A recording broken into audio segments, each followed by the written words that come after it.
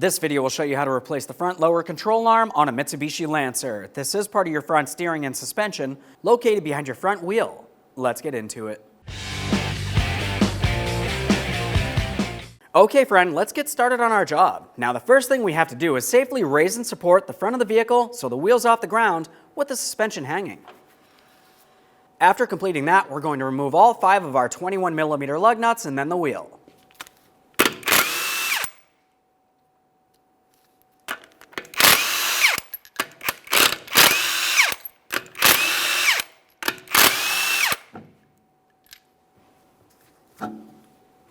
We're going to focus in the center area of the rotor here. This is where we can see our axle nut. We're going to remove the axle nut from the area. Typically, you're going to find that you have a locking cotter pin. Go ahead and remove that. We're going to set it aside. It's a good idea to replace it.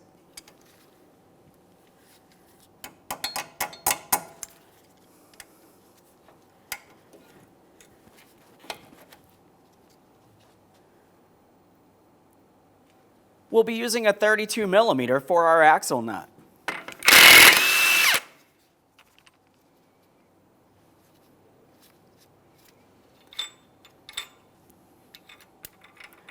Under that axle nut, you're going to find that you have a washer. We'll use some penetrant in this area. Once you've completed that, we're using a hammer and punch directly in the center of the axle. We want to break the axle free from the wheel bearing without causing any damage to the axle or the bearing itself. There we are. Now we do have some movement from here. Now that we have the axle broken free from our wheel bearing and hub, we're going to make our way underneath this area. Now down under here is where you can see your lower control arm. We're going to start removing our lower ball joint pinch bolt next. Down in this area, we can see where our pinch bolt is located. Now this bolt itself comes through from the front of the steering knuckle all the way through to the far side along the rear. Now in this area, we can see a 17mm mounting nut. We're using a 17mm for the bolt head as well. That's on the forward side as I mentioned. So let's get that wrench on there.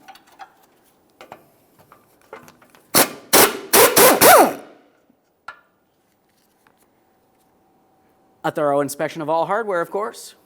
Now typically the pinch bolt will slide out of place. If it doesn't want to pivot for you, you're going to have to break it free. So along the forward side, I'll be using my 17mm here. We'll get this so it spins and then we'll tap it out of place.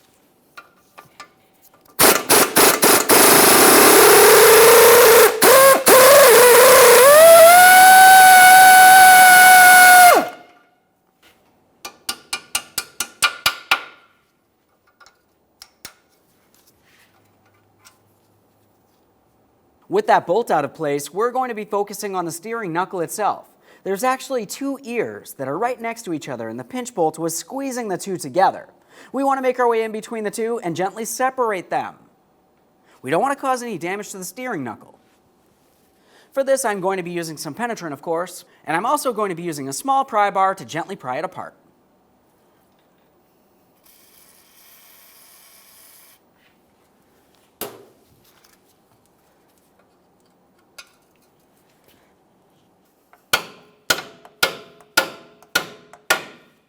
Now in this area, you could also use a small chisel to try to wedge it apart a little bit. Essentially, once you get it separated enough to pull down on that ball joint, that's as far as you need to go.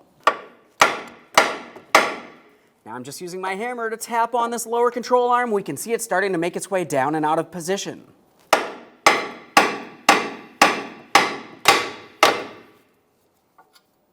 Now we can follow that control arm over towards the subframe. We have a rearward bolt and a forward bolt. We'll be starting here. We'll be using a 19mm for the bolt head. Now there is a 19mm mounting nut just above it. So I'm going to be using a 19mm along the top of the subframe. Just come right through that wheel well.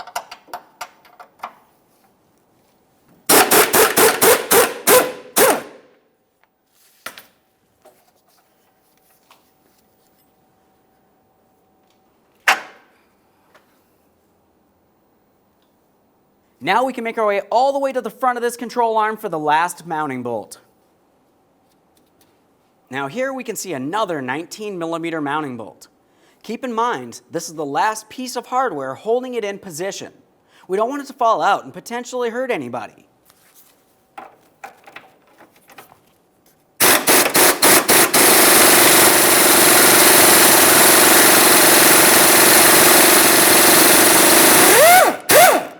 Now Now at this point, you can tell the control arm can move around. We're going to remove this, but keep in mind we have to pivot it down. We're going to have to pull the control arm away from the subframe. It's tucked inside this area and along the back. But when doing so, we need to pay attention along this outer area here where the knuckle is. We're going to gently pull this away enough, but we don't want to cause any damage to the axle by pulling on it in any way. That's why we removed the nut and broke it free.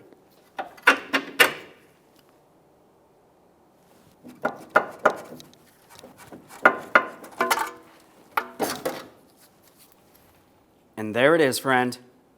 Now, prior to installation of any brand new part, we're going to make sure we clean and inspect the mounting areas. We're starting at the subframe. I'll just use a wire brush for this. Essentially, we just want to make sure nothing's rotted, weak, or damaged in any of these three areas. Right along here, along the backside,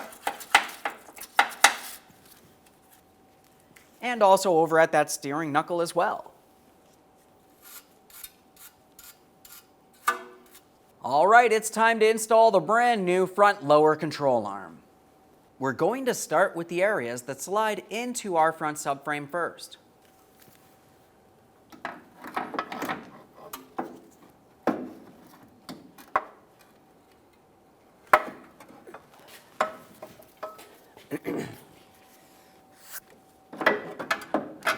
Now, since this is the bushing that's going to be the most difficult, we have our mounting bolt in hand. We're going to align this, carefully slide that mounting bolt up and through. We'll start on the mounting nut, but we're leaving it loose. There we go. Get that up and through. Let's get that mounting nut started on there. It's still loose. Now it's time for the forward hardware. We'll align this as necessary. Use a pry bar.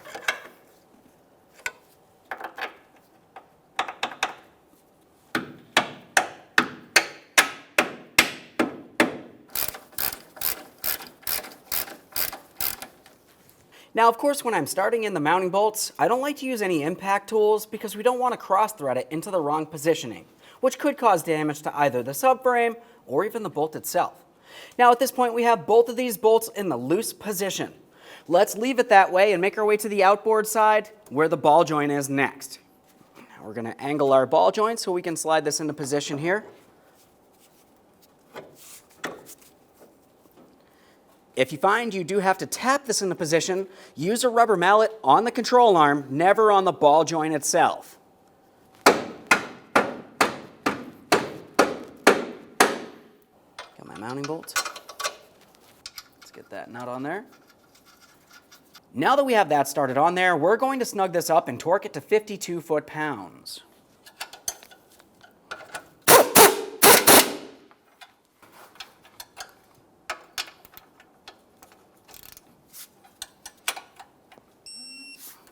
Now we can move to the inboard hardware. Before we can start snugging or torquing that, we need to have the suspension in the original ride height position.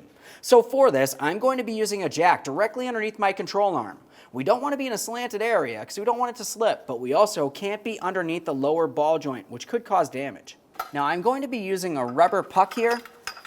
That's going to help prevent this from slipping. I have my jack stand. We're not on the ball joint. As I mentioned, it's extremely important not to press on that.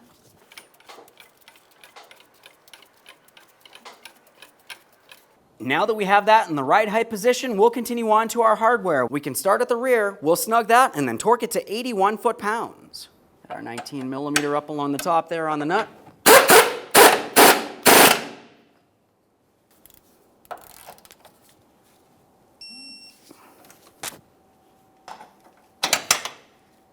That's torqued. Let's make our way to the forward mounting bolt next.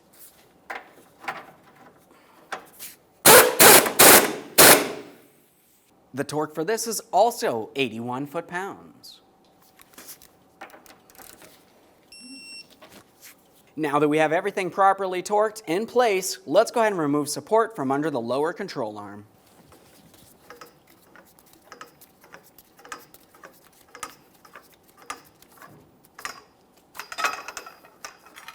Now it's time to install our axle nut. Before we do that, of course, we do have our washer. Slide that right on there. When you go to install your axle nut, you only want to do this with a hand tool. We're going to snug it up. We'll get this closer to the ground so we can torque it. Don't use an impact tool. You can cause damage to your wheel bearing.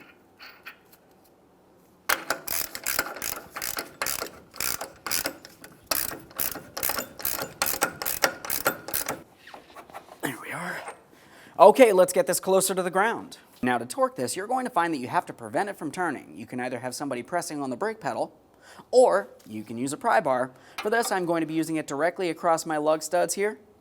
We'll start turning this clockwise, torquing it to 129 foot-pounds.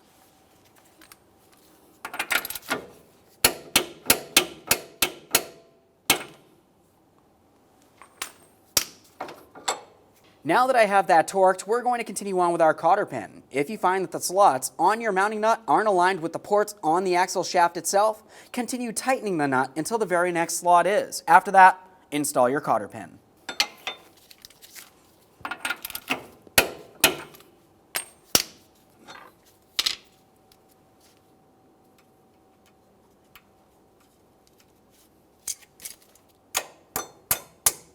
Let's use a hammer, tap this through.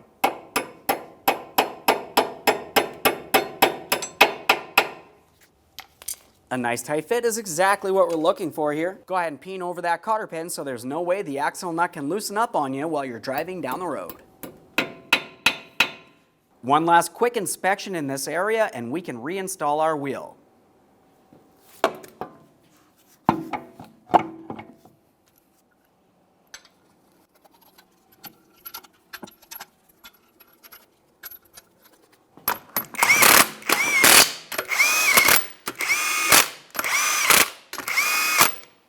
Now I've got the wheel back on the ground. We're going to be torquing these to 80 foot-pounds in a crisscross manner.